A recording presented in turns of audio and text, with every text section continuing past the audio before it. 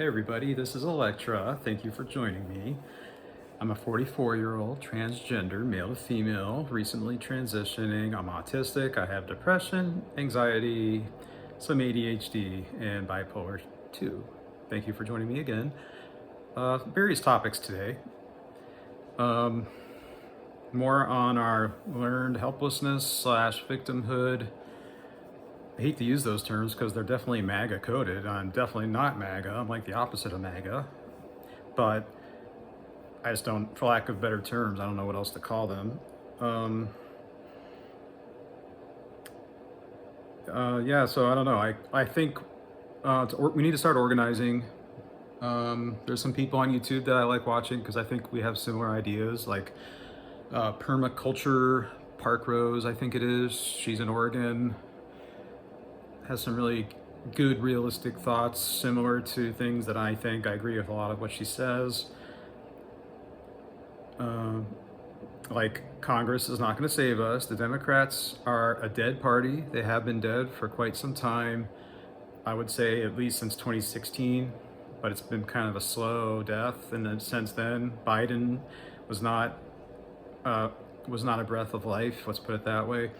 It was just kind of I think it was just kind of the last gasp, and that was shown by the fact that he had no ideas. He basically just continued a lot of what Trump did, which wasn't publicized. I know it sounds crazy, but at least he did stop the damage for about 4 years, I guess, if you want to put it that way. But then I think the damage when we're going now is a lot worse because they had those 4 years to really prepare for this. I don't think this could have been as bad if this was 2021 right now and Biden did not win the 2020 election. I don't think this would have been as bad. Yes, maybe this would be a third term for T at this point. I don't want to say his name because I feel like it might hurt my algorithm. But long story short, this is where we are. Okay, so no use rehashing, no use demonizing the people we think caused this to happen. It's because really we all caused this to happen to certain extents. No point in trying to divvy up who's responsible, who's not. If you're on the right side at this time, that's all that matters. We have to be pragmatists here. We cannot remain ideologues, because remaining ideologues and arguing on social media and pointing out hypocrisy as if that does anything constructive, that's what got us here. And here's a constructive thing to do. If you have not yet done this, if you want to organize, I'm trying to start a group. I'm trying to do it with my transgender group here, trans women. It's not really going anywhere because like I said, they're just kind of caught in that victimhood. They're used to being this like marginalized group, and I don't think they're really capable of thinking that they have a right to be a genuine part of this society or whatever the future of this society is going to be. And that's just how they inherently think. For better or worse, since I masked a lot of things for 40 years, I thought I was a part of this genuine society as a straight white male. And even though I knew I wasn't like most of them, I at least felt like I was, not that long ago I was making six figures, and I'm not bragging at all because it was only for about a year before COVID happened. But at least I tasted that for a short time to know that, I don't know, I'm as communist as anybody, I'm as leftist as anybody, and for those reasons, that's what made me that way. Like I've been going slowly in this direction since probably about 2006. And by 2008, I was pretty much a socialist, which I don't think is enough now. It would be an improvement, but bottom line is something needs to happen. We need to organize. I don't think social media is going to help us out of this. It's good for now because I don't know what else I can do. I think our society has degraded to the point where this is like the only method we have of communicating and trying to find like-minded people. I hope things could happen locally. That's how anything has to start, is local. And the major disadvantage of social media is it's around the world. So like 99.9% of people that are probably going to watch this video probably don't even live within 100 miles of me. So how am I ever going to do anything in real life with them? Very slim to none. Telephone is nice. It doesn't replace in person, especially since a lot of these activities that we need to start thinking about and planning are very much in the realm of either,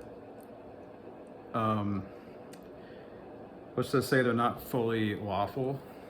Doesn't mean they're illegal per se, but it's enough to where we have to probably worry about getting arrested in a lot of cases. And social media is not secure at all. It's all going to be used as evidence against you if you ever get, caught captive. So, organize local. Something productive to do right now is take the StrengthsFinder 2.0 test from Gallup.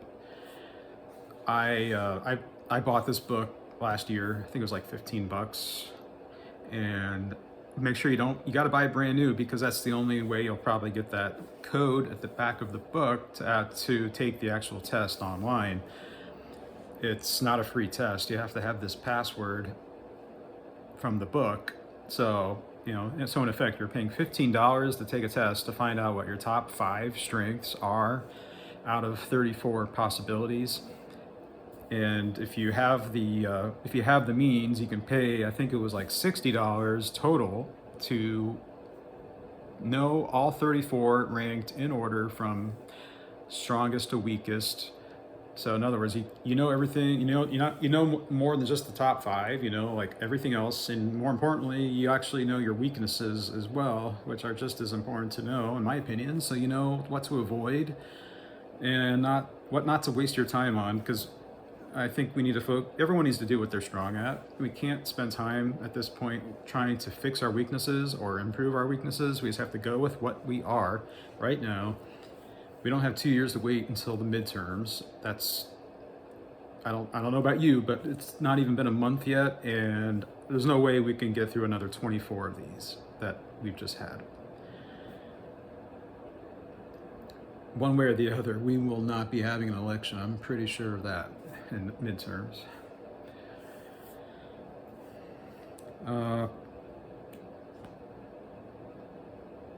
Yeah, I don't know. It looks like a war is setting up on the world stage. This has been the case for a while, but I think this is part of the reason Trump is in there, because I don't think Biden was effective at having this eventual thing happen. I think he was seen as bungling or botching the Israel-Palestine situation, and I think if the elites, or whatever you want to call them, if they had their way, we would already be in World War III right now defending Israel, but for various reasons that didn't happen, and now Trump is the one to carry that out, and it looks like it's full speed ahead to me. I just think we have to not get caught up in whatever happens on the world stage. The fact is, it's very unlikely that's going to help us in the near term here in this country. And in fact, I think if that's what happens, that may actually help us here at home in our position, because that's kind of like how the Russian Revolution happened in 1917. Russia was fighting World War I at that time, and since all the whole military was up at the front fighting Germany and Austria, that's how basically the Bolshevik Revolution was allowed to happen, or at least was like unpreventable in a way. I don't know a lot about Russian history. That's just my general take on it, based on what I've read about World War I. And I think if our military is all overseas fighting this BS, international war, that's going to make things a lot easier to really try to overthrow a government here at home. So other than that, I think that's all I got for now. Thanks for watching, and I'll talk to you on the next one. Take care. Bye.